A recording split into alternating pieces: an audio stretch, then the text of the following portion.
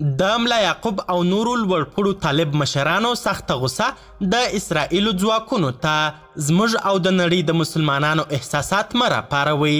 پر الاقصی مسجد برید او د مسلمانانو سره غیر انساني چلند مو د زغملو نه دی. دا چې الاقصی مسجد کې څه پیښ سوي، طالب مشرانو د اسرائیلو ځواکونو او نړیوالو ته نور څه ویلي، بشپړ حال را سره همدغه روانه ویډیو کې کتلی سئ. سلامونه قدرمنو لیدونکو، مشال پریس یوټیوب چینل ته مو هرکلی کوم.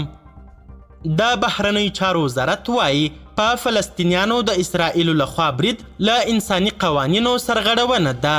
د افغانستان اسلامي امارت د بهرنیو چارو وزارت څخه په نشر سوې اعلامیه کې راغلي چې د افغانستان اسلامي امارت د بهرنیو چارو وزارت په الاقصی جومات کې په بې دفاع لمونځ کوونکو د اسرائیلي ځواکونو ظالمانه برید په کلکو ټکو غندي. په اعلامیه کې راغلي چې د راپورونو له مخې د تېرې شپې د اسرائیلي ځواکونو په دې برید کې شاوخوا 100 بې ګناه فلسطینیان ټپیان سوي او 400 نور د دوی له لوري نیول سوي دي. اعلامیه زیاتوي چې د اسرائیلي ځواکونو له لوري په مظلومو فلسطینیانو دغه ډول بشر ضد کړنې او د سپېڅلو او انساني قوانینو څخه ښکاره سرغړونه او د نړۍ د مسلمانانو احساسات راپارول، ارزښتونو او مقدساتو ته سپکاوی دی. قدرمنو لیدونکو، د ویډیو له کتلو مو نړۍ مننه.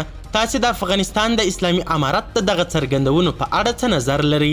خپل نظریات را سره همدغه ویډیو کې کمنټونو کې شریک کړئ او د لا زیاتو او نورو لحظه پر لحظه خبرې مطالبو لپاره زموږ همدغه مشال پریس یوټیوب چینل سبسکرایب کړئ. تر بیا او بلې ویډیو ښه وخت ښې چارې، د الله په امان.